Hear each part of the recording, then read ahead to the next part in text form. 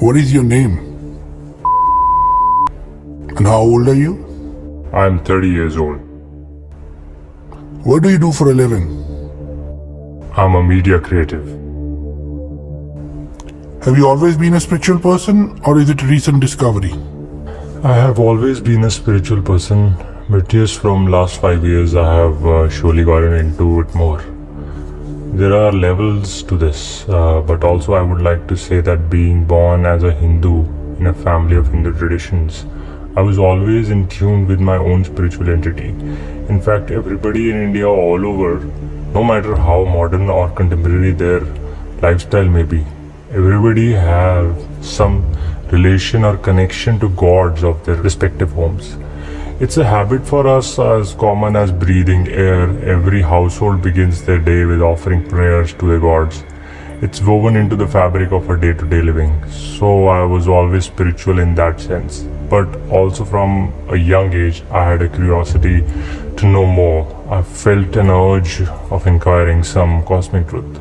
Something which was beyond a mundane life of just work and make money and retire into oblivion.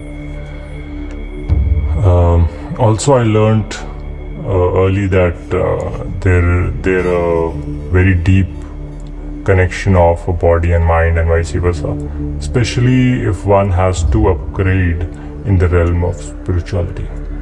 One has to have a healthy body in order to gain a healthy mind, that which will enable the person to self-awareness, which is the beginning of the walk-through door for any spiritual journey.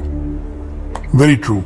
So 5 years back, you decided to take a serious dive into spirituality, though you were always conscious in a way. What happened? Well, nothing happened as per se.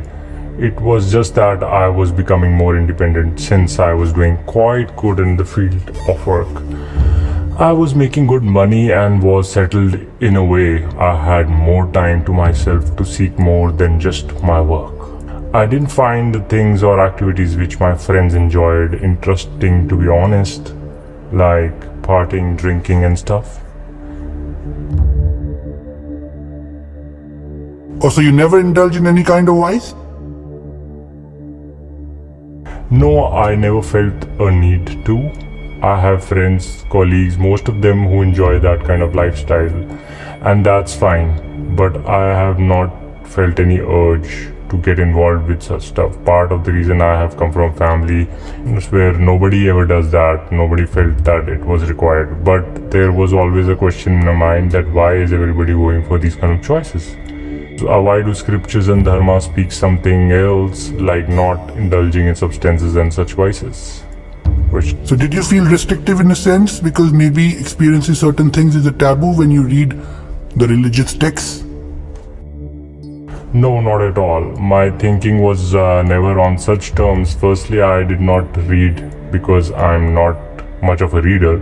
I did hear like some pundit vaguely talking about like this is bad and that is not good. So I wasn't influenced by the external factors like that, but I was acknowledging through my observation like how others felt about doing certain things. So you had people around you who were indulging in vices? Oh yes, around 90% of my friends and colleagues were doing it, but I never felt an inclination because it was like nobody in my family did it. Naturally, I never did it. Also, my family never forced me not to do it. It wasn't under the compulsion of any kind. It was just natural that I never felt like trying. Fair enough. So you were inclined more toward the spiritual aspects of life, and that's where you wanted to grow. Yes, basically I was in search for answers, and like most of us, I was always going through the endless stream of videos on YouTube, other platforms. I was watching TED Talks, seminars, spiritual guided meditation and a whole lot. And I was really enjoying the whole atmosphere of it. So it was very good medium and a new frontier for me. What kind of answers were you searching for? Well, honestly, at that time I wasn't sure, but simple facts of living like that, like what's a healthy being comprised of, and what kind of practices does one indulge in to have a healthy body, or what is beyond the physical. Is there something spiritual inside of us, like a soul, and can that be recognized? I was into yoga from a young age. as our parents used to send us to a yoga teacher who was a banker by day. Must be quite a banker. Sure. So I was doing yoga, making good money. I didn't have any external problems of any kind. There's a myth that most of the people who seek spirituality are either having career problems, addictions, or relationship crisis, childhood traumas of some sort. But I wasn't having any kind of problems like that. I just wanted to elevate my spiritual existence and feel power of grace, which I knew existed somewhere. So as I started getting more into spiritual content, I was also becoming more and more aware of the Hindu religion dilemma that we as Hindus have been facing. I've always had utmost respect and love for all religions and backgrounds. I work with people in my field across the world, and my best friends and colleagues are from very different backgrounds. Being a Hindu, my biggest concern was that my religion is not what it has been portrayed as. The ancient Hindu knowledge, the Vedas, the Upanishads, the yoga sciences that we have in our lineage have served for the best for the humanity and the world. The whole Hindu religion is just based on ahimsa, non-violence, and dharma, concept of God. We are the religion which embraces every religion, every human being, every animals, insects, and even non-matter things. At this time, I was also listening to enlightened masters like Osho, Sadhguru Jaggi Vasudev, Shri Shri Ravi Shankar. I was finding it both confronting and that it was adding to my knowledge and taking me further my spiritual journey. The words and the knowledge bestowed by them powerful wise masters was what I needed, and I was becoming more whole as a human being and spiritual entity. It was at that juncture and one fine day I came across a YouTube video of Swami Nithyananda, the spiritual master and the avatar of Sadashiva, Lord Shiva's avatar.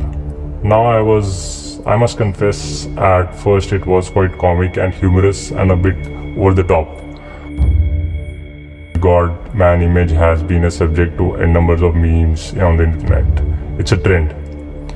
And I was aware of all that, and I didn't take him that very serious at that first glance. But it's a big but. Somehow through the algorithms, I always was directed to his videos, directed to him. In a way, it was like he was channeling me to be directed towards him.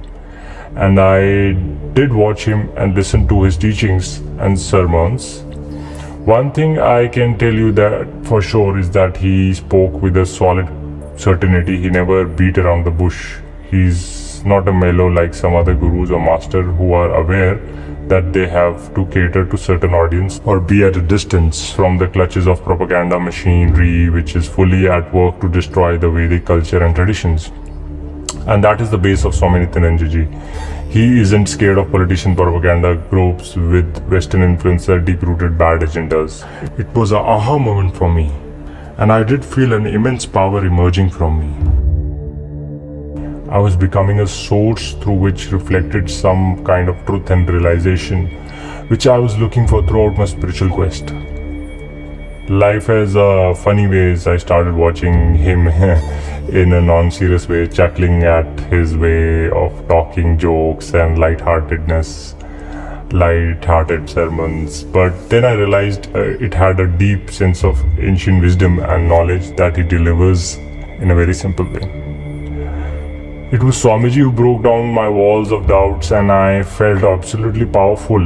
The word I am looking for is Shakti. I felt his Shakti and the Shakti of Sadashiva through him. It was 360-degree turn up for me. It was a transcendental high and I was hooked. My life has never been the same. I want the audience genuinely know that I am a very private person. I haven't shared this with anyone. That's why I don't want my identity to be known, because I do not wish to gain any notoriety or followers by praising my guru and his absolute powerful teachings. My reason of speaking today is very personal, and it must resonate with everybody who believe in the beautiful and peaceful Hindu religion. It's not just for Hindus, but for everyone who believes and benefits from the Hindu ideology and religious and spiritual practices. The reason is that there are certain forces and people who are targeting the enlightened Hindu masters for their own selfish agendas. There is a world order which everyone is becoming aware of in today's world, where information is easily and readily available. This order is being challenged in present times, where the people are becoming more and more self-aware and enlightened. Also, these forces are having all the weapons in their arsenal, like wealth, black money, technology, media, internet, paid journalism, and implants. They not only want to persecute the spiritual Hindu gurus, but also bring down their schools of thoughts and ashrams. Chaos is what they desire, especially in the country of India, which is shining bright in this century, and the whole world is looking up to the virtues and morals of Hindu traditions and religion.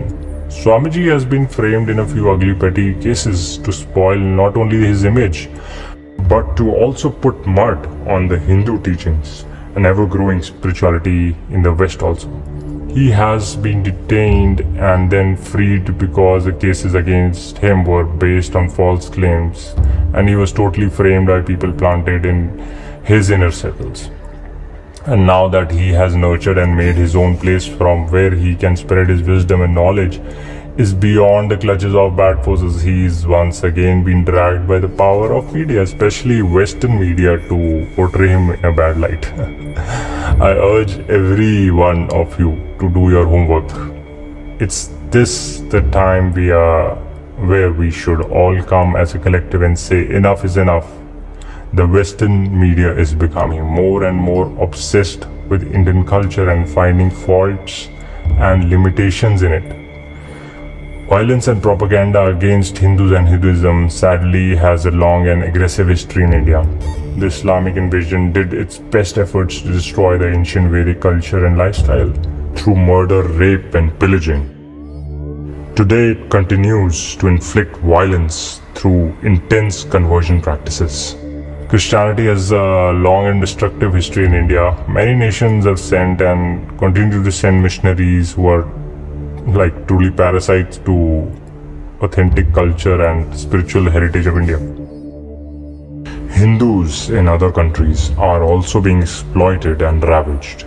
In places like Sri Lanka and Bangladesh, genocides and mass exoduses of Hindus are happening. Temples are being destroyed, Hindu families attacked in their own homes, and even being killed for their peaceful beliefs back to. It is violating people's and ancient culture and the country itself. Coming back to the point of concern is that there is a documentary that is airing on Discovery Channel, which is a propaganda film to show Swamiji in a bad light. The sad part is that while many Westerners come to our land and learn our ancient secrets and use them in their lives to succeed, we Indians are made to think bad and low of our own spiritual gurus. From Beatles to Steve Jobs, from Richard Gere and many Hollywood celebs to industry leaders, many come to India and learn the ancient wisdom of this land. But unfortunately, we Indians are shown such documentaries and propagandist media, which makes us not trust in our own roots and look for something which is outside. I strongly appeal to the better judgment of the audience who is watching me. I am just like you. I am a part of this ancient land, just like you. We are one. We are India. Let's not become puppets of the people or organizations who are hell-bent in destroying India from deep within. We have let it happen in the past. We won't make the same mistake again. We are much stronger and wise than that. I firmly ask all of you to firmly boycott this documentary as a firm signal to the founder of this piece of propaganda film that this is not tolerated and will not be influenced by it in any way.